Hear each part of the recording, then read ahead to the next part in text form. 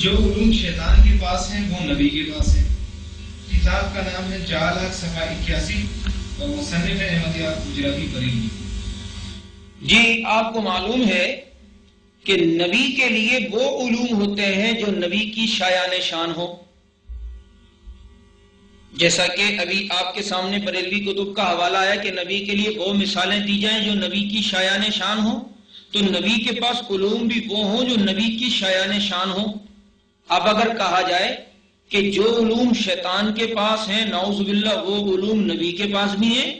تو اس میں نبی علیہ السلام کی کون سی عزت ہو گئی، کون سا کمال ہو گیا؟ شیطان کے پاس جھوٹ بلوانے کا علم ہے، شیطان کے پاس زنا کروانے کا علم ہے،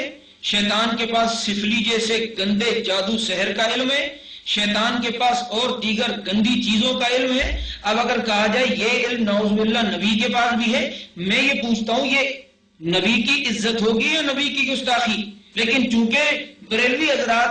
اگر یہ بات کہیں گے کہ نہیں جو علوم شیطان کے پاس ہیں وہ نبی کے پاس نہیں، تو ان کا وہ عقیدہ پھر کہاں جائے گا جو یہ کہتے ہیں نبی علیہ السلام ایک ایک ذرے کا علم رکھتے ہیں، جمیع ما کان ما یکون کے عالم ہیں۔ تو ظاہر بات ہے پوچھنے والا پھر پوچھتا تو جو شیطان کے پاس علم ہے وہ حضور کے پاس ہے یا نہیں؟ تو وہ کہتے نہیں، تو کہنے والا کہہ سکتا تھا کہ پھر کس طرح جمیع ما کان ما یکون کے ایک ایک ذرے کے عالم کس طرح بن گئے؟ تو اس اپنے عقیدے علم غیب کو بتلانے کے لیے کہتے ہیں جو علوم شیطان کے پاس ہیں وہی علوم نعوذ باللہ نبی علیہ السلام کے پاس ہیں۔ یہ عبارت دیکھیے جی،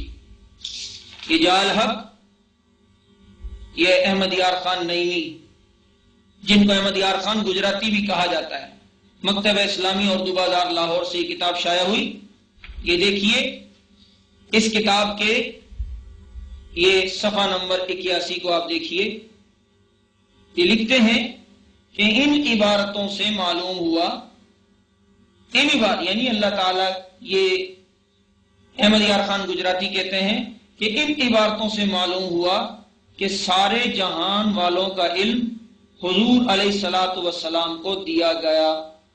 اور پھر آگے تشریح کرتے ہیں سارے جہان والوں کی کہ جہان والوں میں حضرت آدم اور ملائکہ اور ملک الموت اور شیطان وغیرہ سبھی ہیں۔ آدم، ملائکہ، ملک الموت اور شیطان وغیرہ سبھی ہیں، یعنی جہان والوں کا علم حضور صلی اللہ علیہ وسلم کو دیا گیا، اور جہان والوں میں کہہ رہے ہیں کہ یہ بھی آتے ہیں اور شیطان بھی آتے ہیں۔ دیکھیے جو علوم شیطان کے لیے مان رہے ہیں وہی نبی علیہ السلام کے لیے، اور پھر کس طرح دیدہ اور دلیری اور جرأت سے